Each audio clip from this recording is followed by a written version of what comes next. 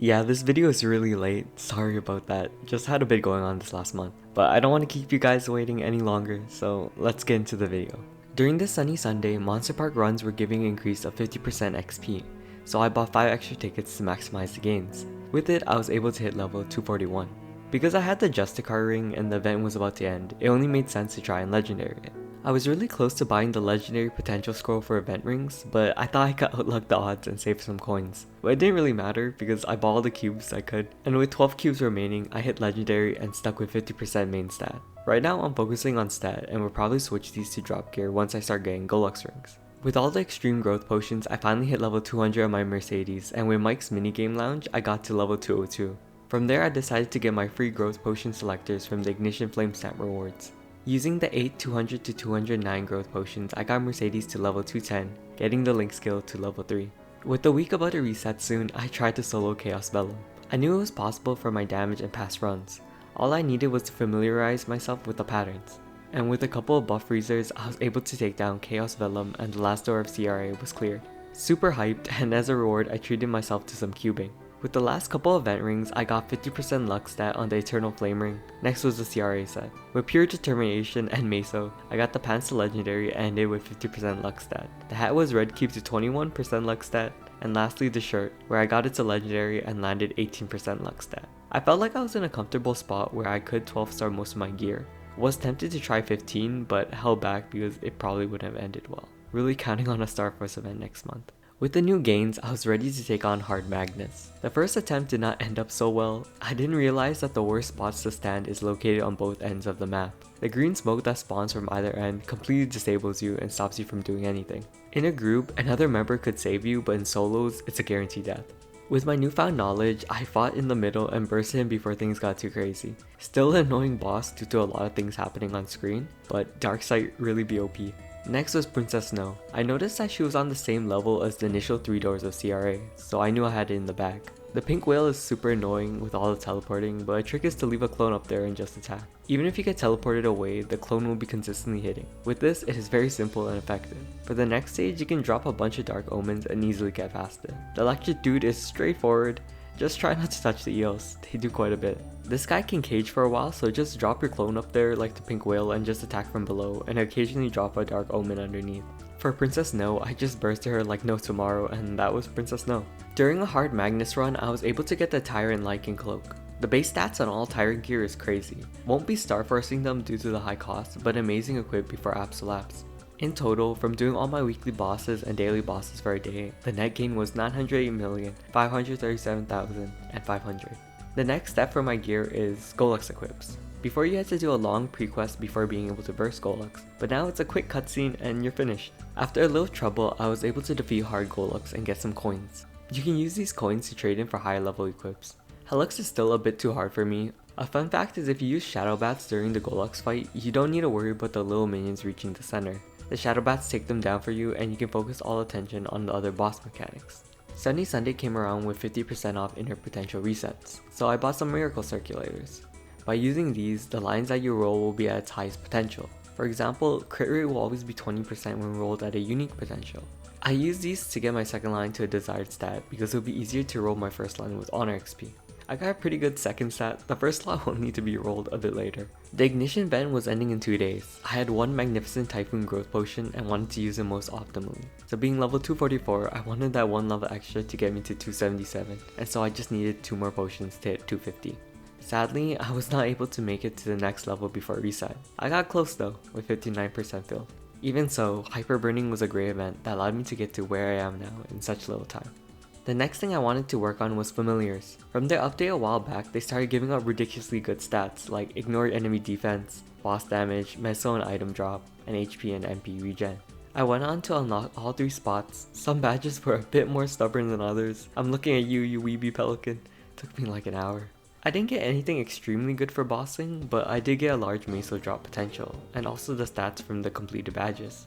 The Neo Tokyo event just started and has quite a compelling storyline and some bugs.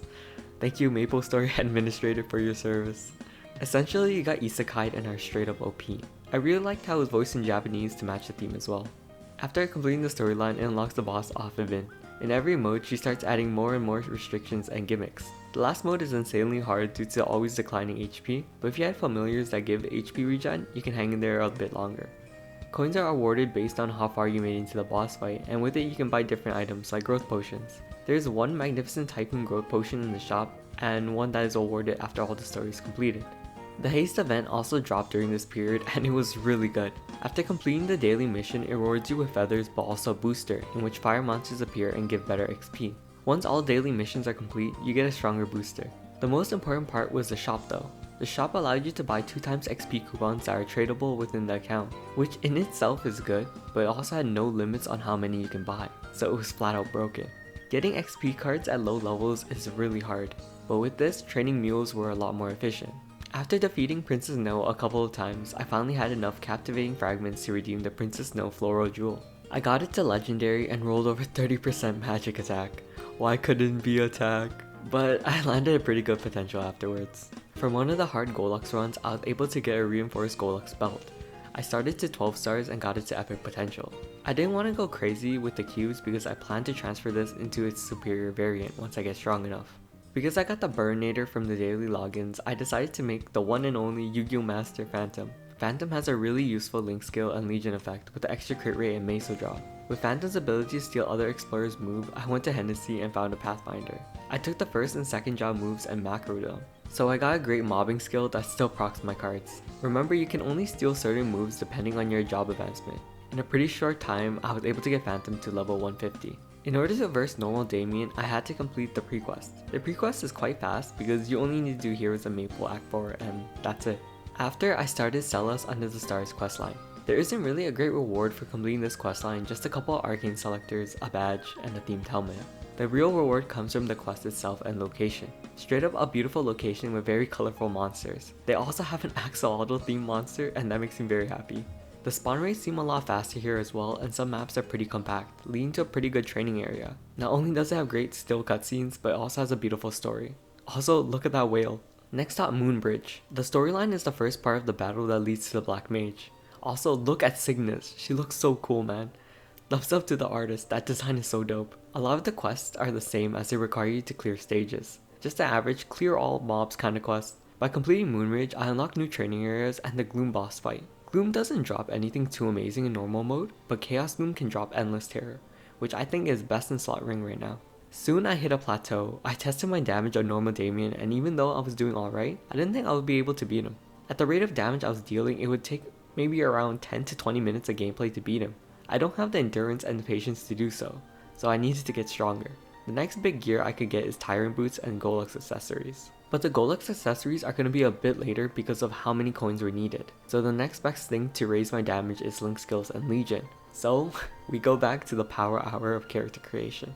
First was the Rock Throwing class Kinesis. The critical damage is straight up such a good Link skill for both bossing and mobbing. The only problem is that Kinesis psychic energy drains a bit too quickly. The class also introduced Nero, who is super adorable and arguably the cutest character in this game. Next was the Explorer Thieves. Their Link skill is by debuffing an enemy, you gain an increase of damage.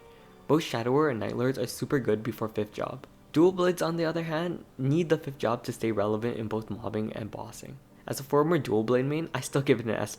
I'm very biased. The Explorer Magicians give you bonus ignore enemy defense and damage against the monster with the highest HP struck. So really good against bosses, not the best at mobbing though. All Magicians were top tier and extremely easy to level. The Bishop had a really cool mechanic when they get their first hyper skill. It turns their defensive moves offensive, and that's so cool.